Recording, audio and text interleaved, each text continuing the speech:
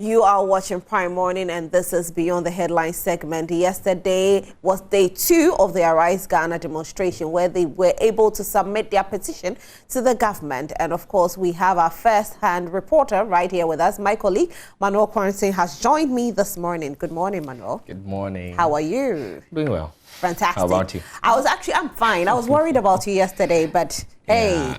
I mean, I didn't have use for the gas mask yesterday because there were no tear gas and there were no stones pelted at the police and so on and so forth. So, I mean, it's day 2, and this being from both sides, we've seen leaders of the demonstration commend the police for their professionalism on the day, and then we've also seen the police also commend the demonstrators for, comporting themselves and adhering to all the arrangements that they had earlier had. So, day 2, everything went as planned, almost incident-free. That's great to hear. We also heard that there were 2 people that had guns on them.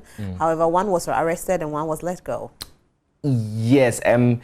So, I mean, okay. So these are the facts. The facts are that at least one person was picked up by the police for carrying a firearm. The other person, and this person identity we're still trying to get. The other person was Joshua Amidu-Akama. He's national organizer of the NDC. We're told that his firearm is a sidearm. It's a licensed gun, which he carries about everywhere he goes. We're told that, according to him, even the police administration knows that he carries his gun with him wherever he goes. And so, when he was approached by the police, in fact, there was an earlier attempt by the police hierarchy to draw him aside and then retrieve the gun.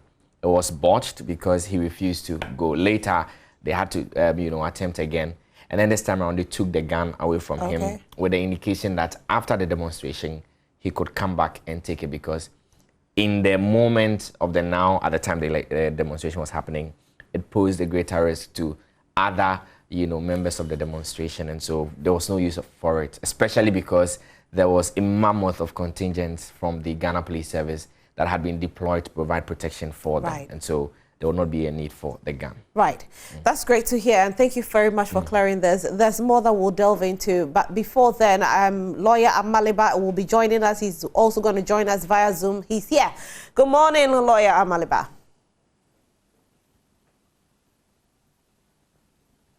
All right, what we want to do right now is to watch this video, some footage from yesterday, and when we come back, we'll delve into the conversation deeper.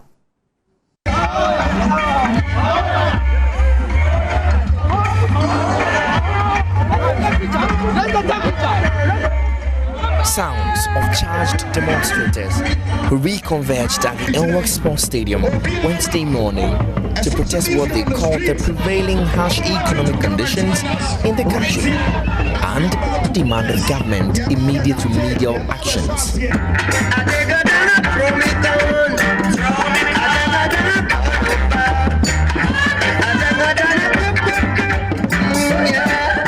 But even before the march could start, one person was picked up for carrying a firearm.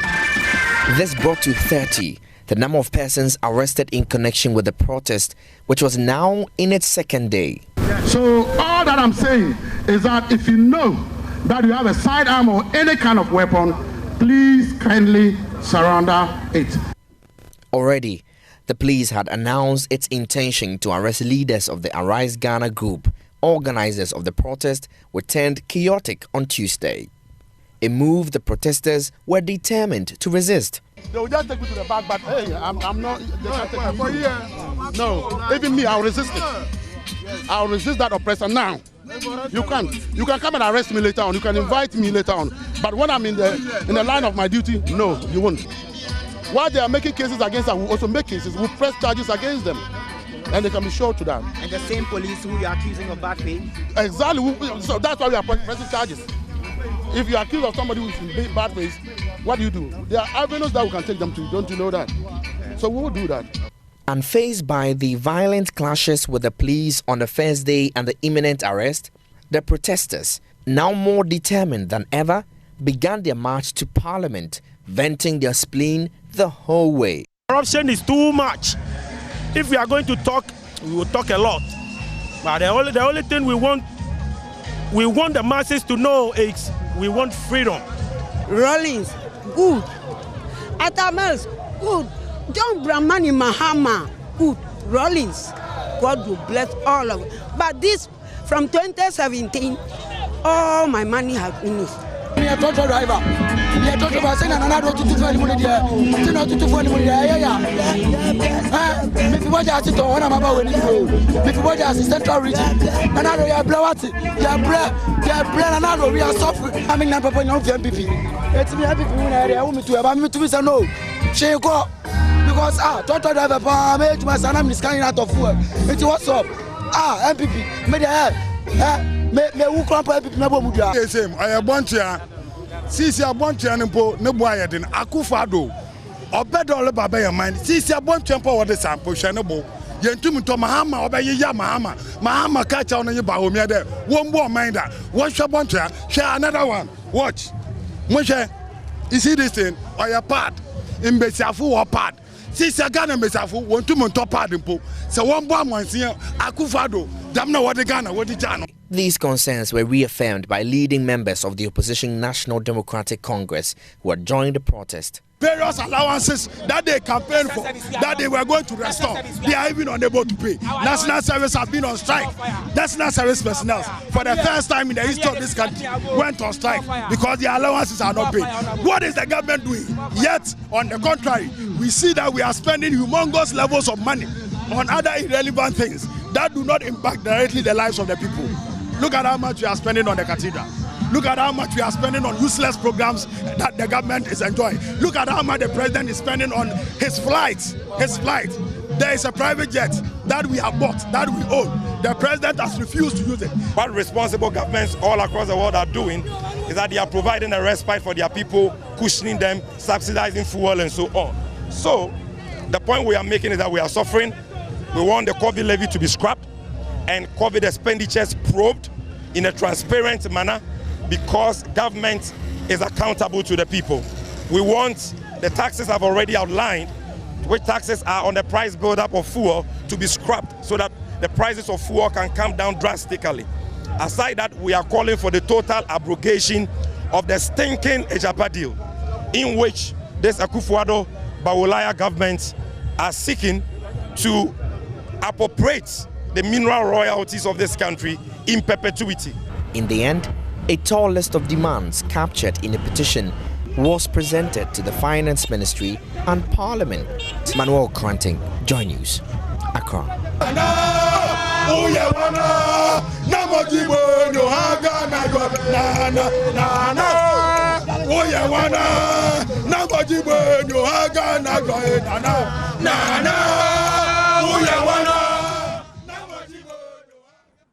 And that's visuals from what happened yesterday at the Arise Ghana demonstration.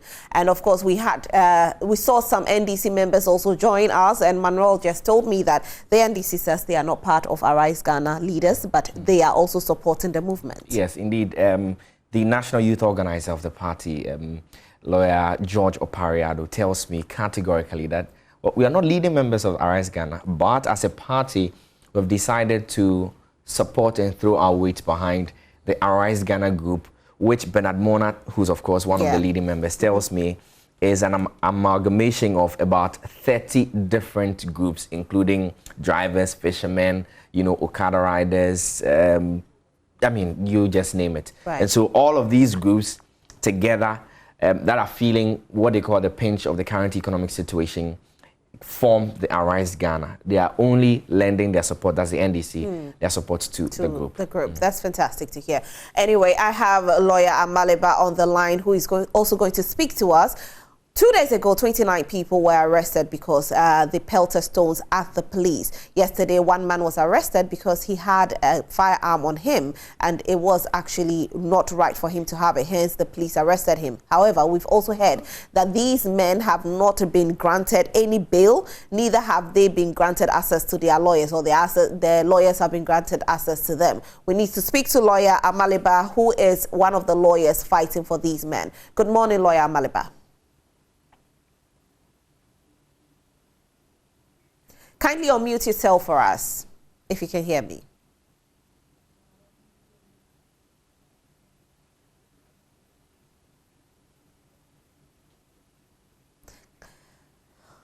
All right, so I'm going to talk to Manuel back in the studio till Amaliba's video gets better. Sometimes the network doesn't help. You know, once it rains in Ghana, we know that our network just goes haywire. Yeah. Anyway, so you were telling us about what happened yesterday. Now, you know 30 people have been arrested. How true is it that they haven't been allowed bail, or, you know, their lawyers haven't been allowed access to them? Well, there's a claim, of course, just to clarify, 29 people were arrested on the first day of the demonstration, and that was announced by the police through a statement.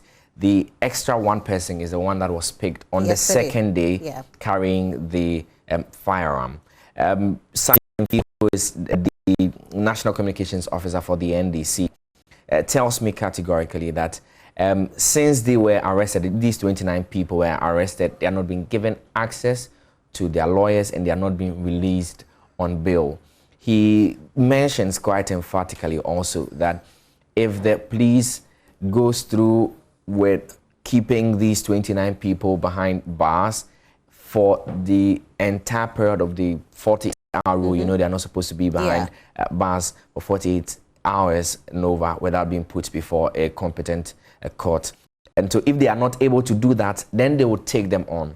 That is possibly bringing a suit against the Ghana Police Service for unduly holding up these people behind bars. We're told that the entire of yesterday was used by counsels for these 29 people, including lawyer Amaliba, you know, attempting to get access to them and also attempting to secure bail for them. I'm sure Amaliba will give us a bit of more details once the network he joins us. But what he told me as of end of day yesterday was that they had still not been able to secure bail. Right, I hear the network is better now. Hello, good morning, Amaliba. Good morning. Good morning to you and to your viewers. It's good to have you here. And unfortunately, the network hasn't been the best, I know. But it's good that you are on. Yes. Can you hear me now? We can hear you. We can hear you loud and clear. Okay. Now, yesterday, 2 days ago, 29 of the protesters were arrested. Yesterday, one more was arrested, making it 30 in total. And these men, we have heard, have not been granted bail. Neither have they been granted access to their lawyers. How true is this, please? Okay, so the 29 is what I can talk about. Yesterday's arrest, we are unaware of, and we don't have information on that person. But the 29 who were arrested the day before yesterday, we arrived at the CID headquarters at about 8:30. I arrived there at 8:30, waiting for my colleague lawyers to join me. Then at 9, when they started coming in, they were blocked or stopped at the gates of the CID headquarters, and that they were told that they shouldn't allow lawyers to come in. But I had already gotten in anyway. So we asked why that should be the case, and they were told that was ordered from above, and so lawyers were not allowed in. So 2 of them, however, managed to disguise themselves and got into the CID headquarters and joined me. So we went together with the 2 who came in. We went to the CID boss. We were told that he wasn't there because he had traveled. He was out of the country. Then we asked for the deputy. The deputy was not on his chair. He was not in his office. We were led to a 3rd person who said that he had no knowledge of the arrest of those people, and so we should go and see the investigator. When we got to the investigator's office, he was not also in his office. His deputy told us that he couldn't divulge information, and so there was nothing we could do unless we wait for him. It therefore meant that at the CID headquarters, nobody could be of help to us to identify or locate where our clients were held.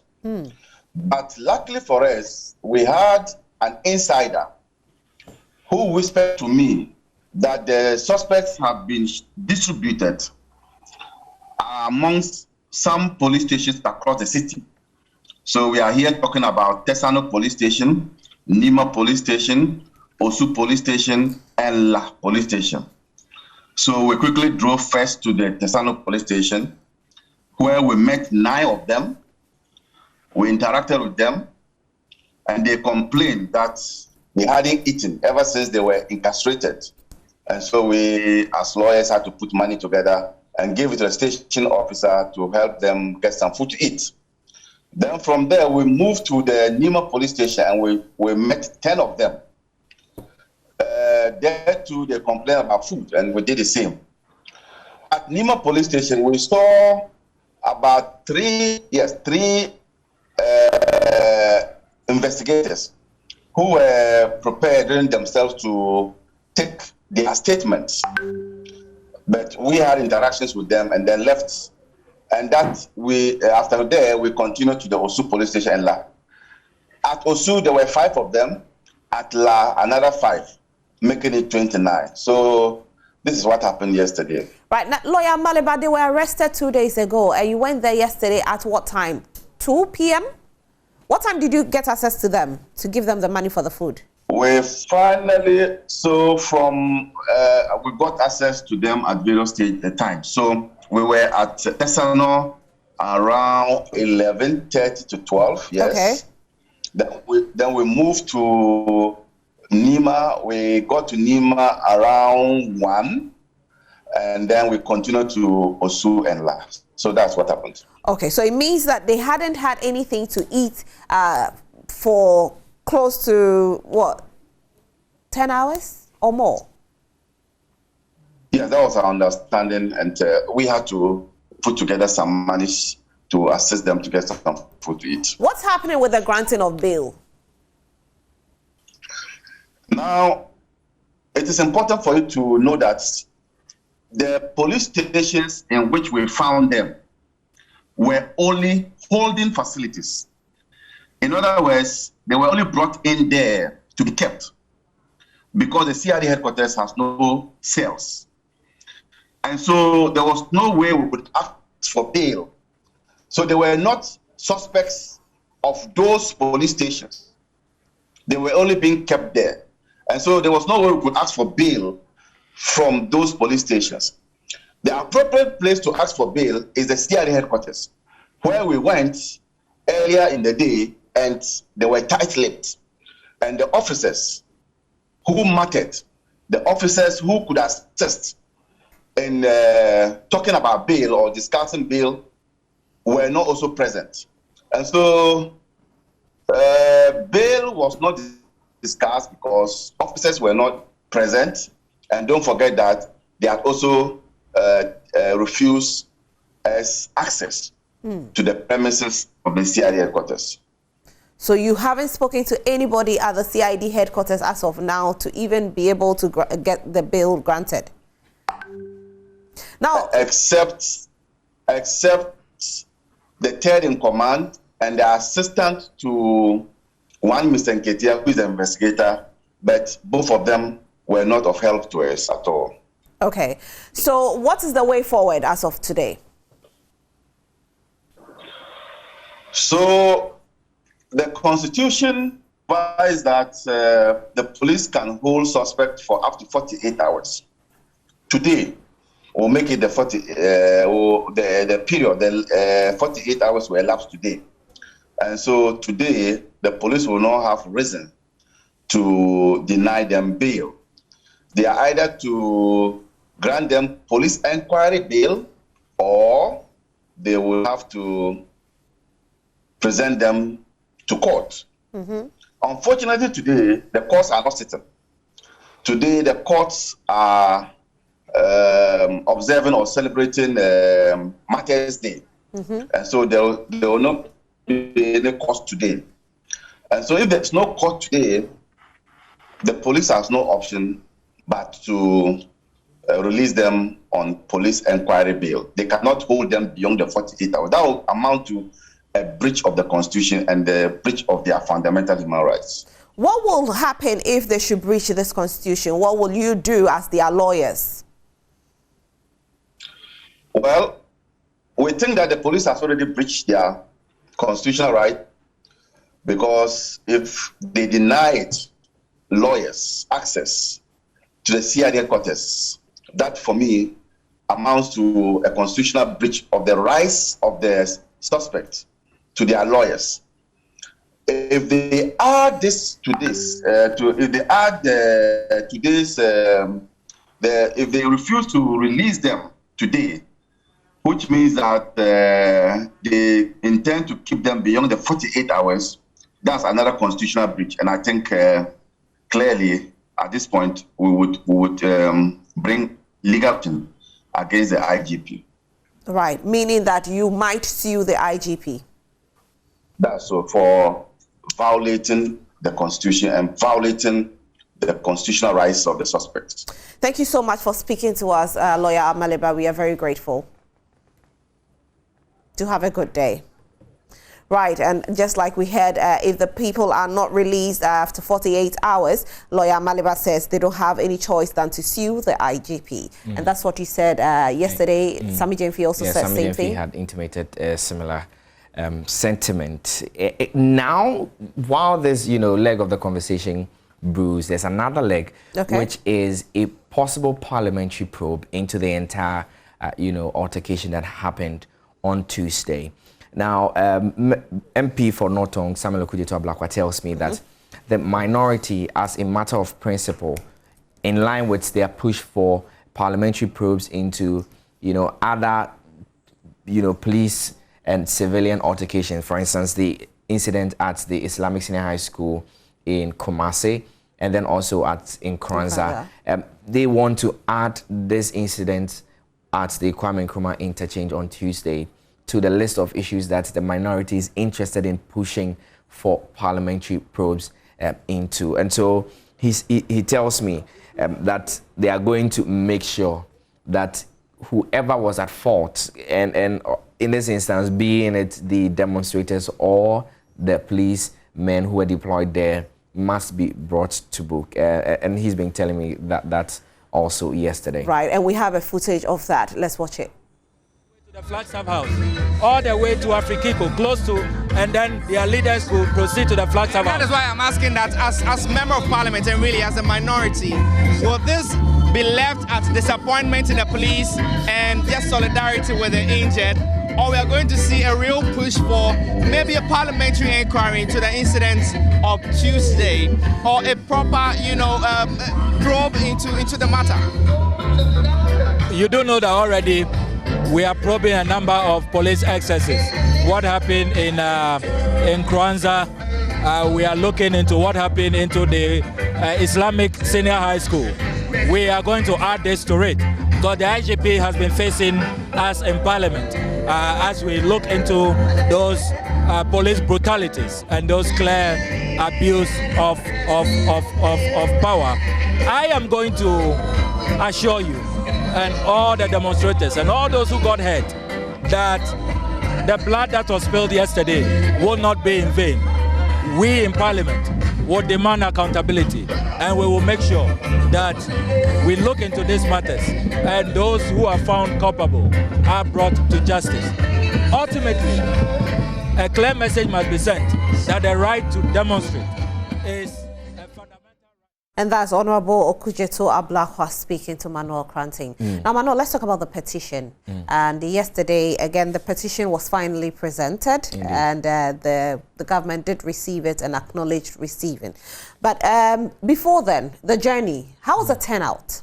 Massive turnout. I mean, at 10 a.m., you would not have thought that the people that we had seen on Tuesday at the Kwame Nkrumah interchange were going to turn up, on Wednesday, especially because of the incident that had characterized the entire protest on Tuesday, people getting injured and so on and so forth. You would have thought that they would rather sit out and want to stay safe. But no, people turned out, and in huge numbers at that. A vivid description that I can give you, for instance, is that at the time we were on the Liberation Road, the police directed the protesters to use a flyover on top of the Akweje roundabout, and right from the Canadian High Commission to Afrikiko, where the flyover terminates at both ends, we had people all over the flyover. also with spillovers at the extremes of the flyover. And so that gives you an indication of the turnout. And we have drone shots that maybe we'll show you later from that part where the entire place was colored black and red, people clad in those colors, armbands, headgear, and so on and so forth.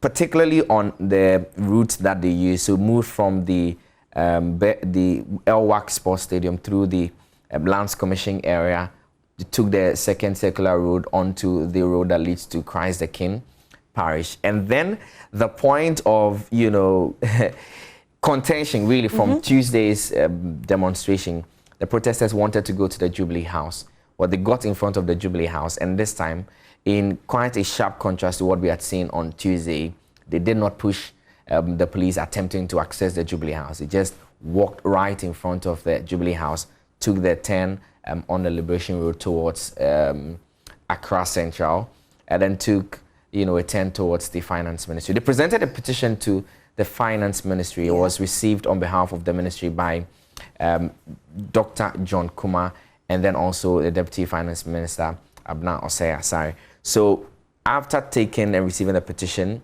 their admonition was that indeed they are taking cognizance of the content of the petition, which included, amongst others, you know, calls for government to reduce the prices of fuel products, to reduce generally the cost of living, i.e. cost of, you know, food materials and so on and so forth. All of these concerns were conveyed to the Ministry of Finance. Abna Osei Asare says that government was going to begin an immediate consultation with key members of the economic management team. Indeed, she intimated that process had already started even before this protest was organized. And then after that, they went to Parliament, presented a petition, another petition, summing up pretty much the same sentiments they sent to the Finance Ministry, to the leadership of Parliament. It was received on behalf of the House by the minority and then majority leaders, Haruna Idrisu and then Osechi Mensah Bonsu. They also mentioned pretty much the same thing and said that they were going to do what was in their power to impress upon government to at least address these concerns that were captured in the petition. So by way of the journey from the Elwak Sports Stadium all the way to the Parliament House where they presented their final petition, it was almost incident-free. It was almost incident-free. That's good. We'll get to know the details of the petition because you were there, so you can give us some of the details that were in the petition. And the video you just saw, there was one, you know, protester who was abused by a police officer. That video is courtesy Kofi TV. It's on the screen right now. I don't know if you've seen it or if you saw it that day, if you were present and you saw it. I think this is the very first day, right? Yes, this was on Tuesday. This was on Tuesday. It happened right under the flyover that connects Awudome to Ring Road Central.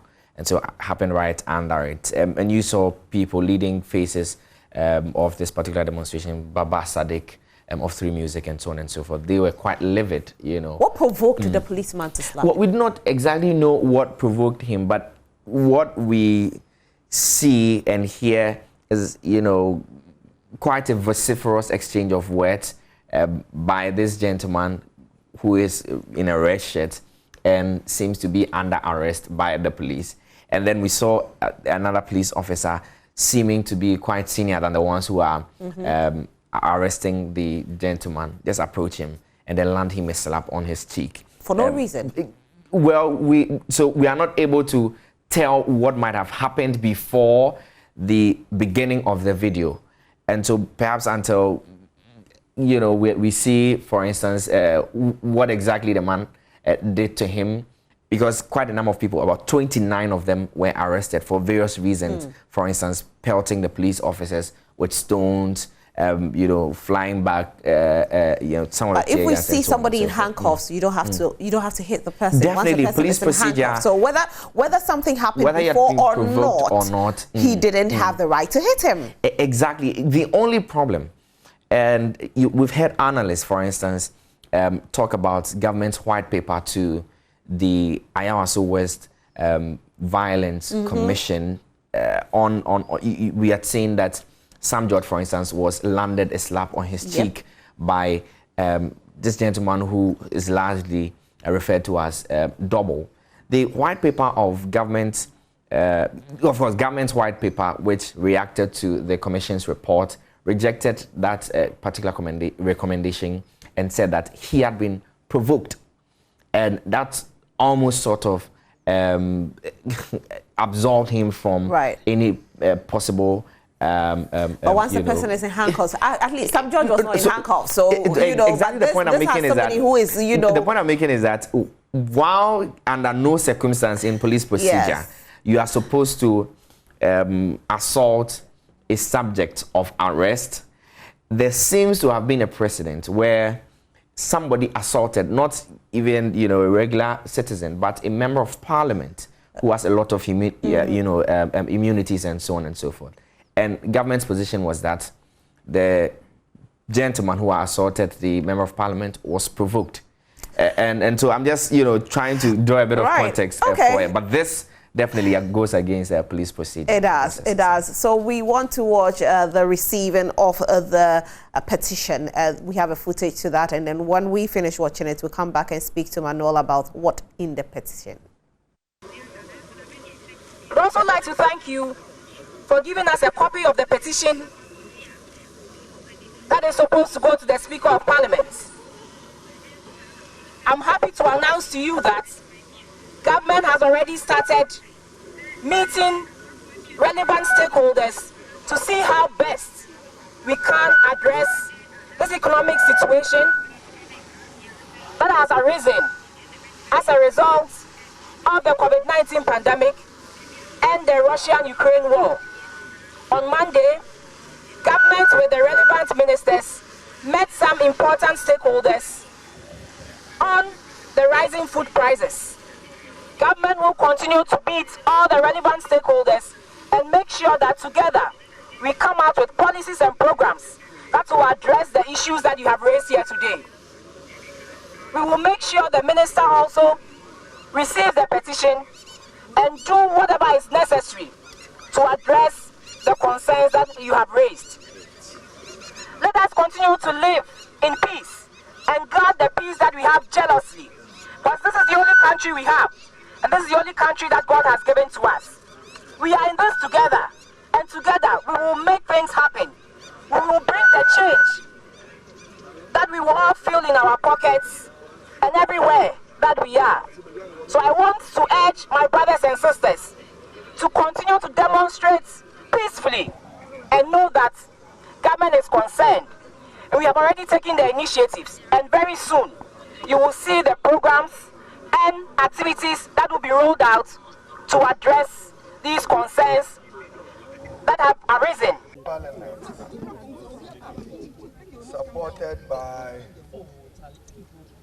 members of parliament and the clerks, but provoke debate accordingly for the needed attention. And to borrow the words of the second person who spoke, we need to work together to lessen the burden of the Ghanaian. It's a truism that cause of... We all appreciate the concerns raised by you. But as the minority leader has indicated, we must not be oblivious of matters happening around us, the world generally, and in particular, the sub-region. So yes, we have a right to demonstrate, but let's keep it peaceful in order that nobody takes advantage of what is happening to destabilize the country. That should be a paramount concern of all of us.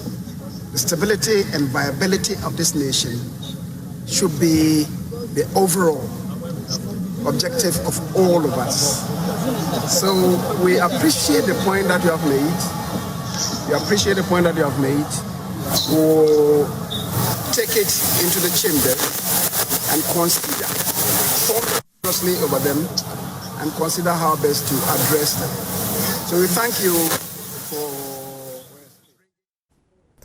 And that was when the petition was received, and like we saw, Honorable Abena Asari, who is the Deputy Minister for Finance, receive it, and she spoke about it.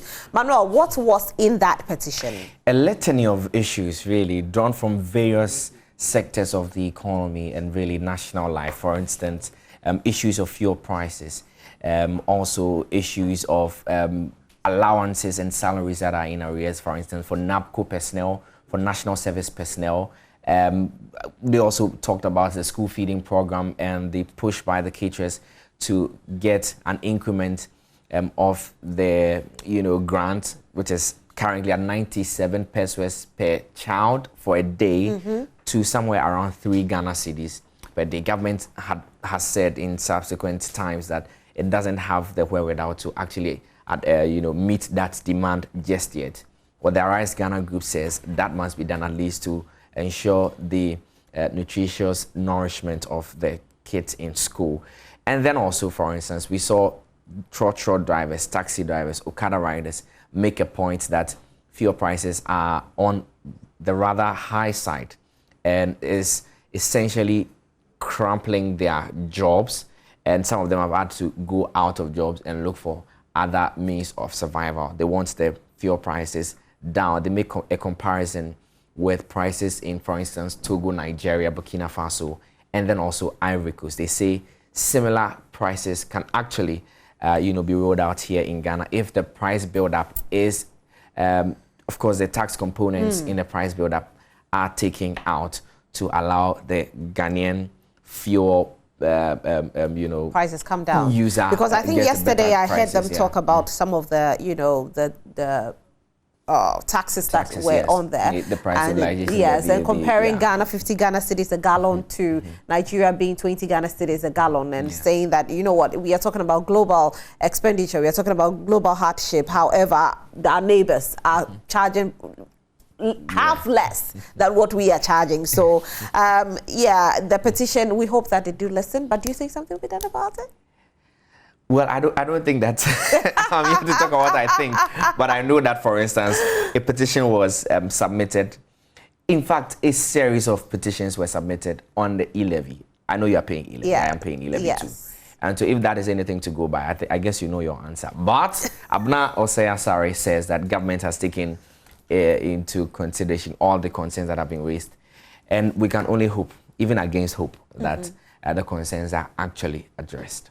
Thank you so much for joining us this morning. You need some rest. Go get some sleep. Yeah, please, you should give me like some 2 days off. Your bosses are watching, don't worry at all. Thank you so much for doing this for us, Manuel Cranting. Manuel joined us in the studio, and he was the reporter on grounds. He saw everything, and he's giving us every single detail about what happened yesterday with regards to the Arise Ghana campaign. They went out on the street, they demonstrated, they were able to finally submit their petition to the government. It was received by the Deputy Finance Minister, Honorable Abena Asari, and also we received on behalf of the Parliament by Haruna Idrisu and Oseiche Mensah-Bonsu, and they spoke that the government is already working towards giving us a better Ghana. We hope it does happen. This has been the Beyond the Headline segment. We'll take a quick break. When we come back, we do have more for you. My name is Rosalyn Felly. Do stay with us.